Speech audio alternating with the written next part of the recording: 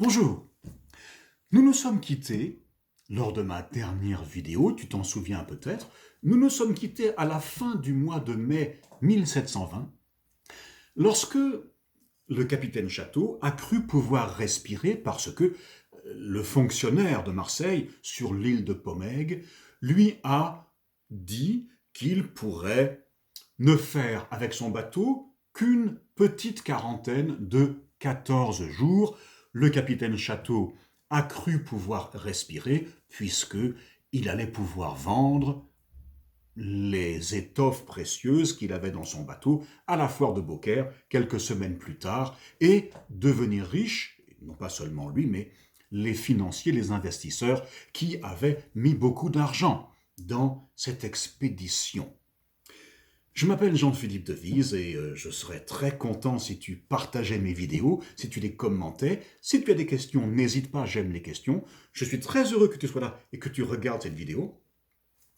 Abonne-toi si tu ne veux rien rater. Retournons à nos moutons. Quelques jours après le début de la quarantaine, le gardien du bateau meurt. Le surlendemain, c'est le mousse du bateau qui meurt. 2 jours plus tard encore, des passagers meurent. J'ai oublié leur nombre exact, je crois de nouveau 2 personnes. Or, pourtant, malgré cela, ce qui va se passer maintenant est complètement dément. C'est complètement fou. D'abord, c'est parfaitement interdit, en principe, par le règlement, par le système sanitaire mis en place par Marseille, mais c'est totalement démentiel. Le 3 juin, malgré tous ces morts, on va débarquer certaines marchandises dans le port de Marseille. Des porteurs qui vont mourir eux aussi peu de temps après, des porteurs, à l'époque on les appelle les portefaix, P-O-R-T-E-F-A-X. Des portefaix vont transporter des ballots d'étoffes précieuses dans un bâtiment qui se trouve à l'intérieur de la ville de Marseille. Ce bâtiment s'appelle les infirmeries. Les infirmeries sont en principe closes, c'est là qu'on fait sa quarantaine quand on est à terre. Oui, parce que comme j'ai déjà dû le dire dans une autre vidéo, la quarantaine, ce n'est pas quelque chose que nous avons inventé, nous, en ce moment, pour combattre la pandémie de coronavirus. Il y a longtemps que ça existe. Donc, on transporte des portefaix qui vont mourir, transporte des ballots de soie, des ballots d'étoffes précieuses, de soieries, et les mettent dans l'infirmerie. Alors en principe, rien ni personne ne peut sortir de l'infirmerie pendant la période de la quarantaine. Oui, c'est la théorie. Mais dans un des murs de l'infirmerie, on a pratiqué une ouverture. Certes, cette ouverture est fermée par des barreaux de fer, mais il est tout de même possible de voir ses enfants, sa femme, ses amis, et de parler avec eux naturellement. Ça a été fait pour que les hommes, les marins, les matelots, les membres d'équipage qui sont en quarantaine puissent parler avec leur famille. On pense maintenant qu'il est vraisemblable que certains marins, qui étaient pauvres, ont décidé de voler quelques ballots d'étoffes, de les faire passer par cette ouverture à leur famille, parce que si un homme ne pouvait pas passer entre les barreaux, certes, un ballot d'étoffe, de tissu, pouvait être poussé pour passer entre les barreaux de fer. Donc on pense qu'ils ont volé quelques ballots, qu'ils les ont fait passer à travers ces barreaux pour que les membres de leur famille puissent les vendre et gagner donc un peu d'argent. Jusqu'à ce moment-là, la peste n'était pas encore dans la ville.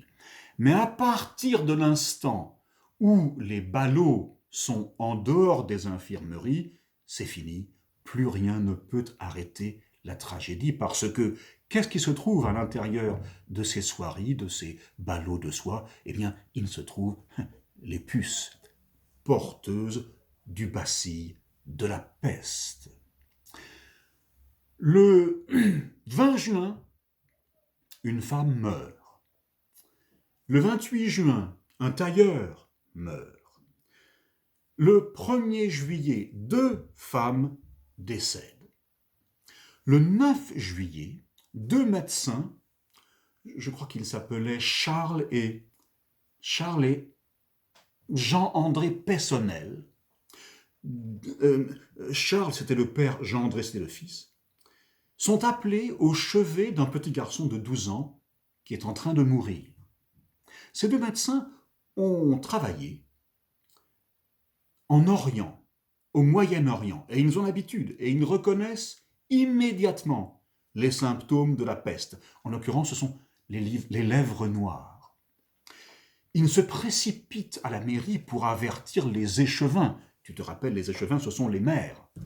Et là, pour éviter vraisemblablement un mouvement de panique, ou peut-être parce qu'ils n'y croient pas, je n'en sais rien, personne ne le saura jamais, ou peut-être pour couvrir Jean-Baptiste Estelle, tu te souviens de ce nom, c'est le premier échevin de Marseille, et c'est lui qui a investi le plus d'argent dans l'expédition du Grand Saint-Antoine. Donc, pour l'une de ces raisons, ou pour plusieurs de ces raisons, les échevins leur disent ce n'est pas grave, on n'est pas sûr que ce soit la peste, il faut absolument éviter un mouvement de panique. Donc, on ne va rien dire, on ne va pas avertir la population. Malgré tout, les morts sont ensevelis dans de la chaux vive et leurs maisons sont murées. Mais c'est trop tard. À partir du 21 juillet, le nombre de morts augmente très vite, tellement vite qu'un ecclésiastique du nom de l'abbé Giraud va écrire « Dieu a déclaré la guerre à son peuple ». Si tu veux connaître la suite de cette histoire passionnante et tragique, rendez-vous à ma prochaine vidéo. À bientôt.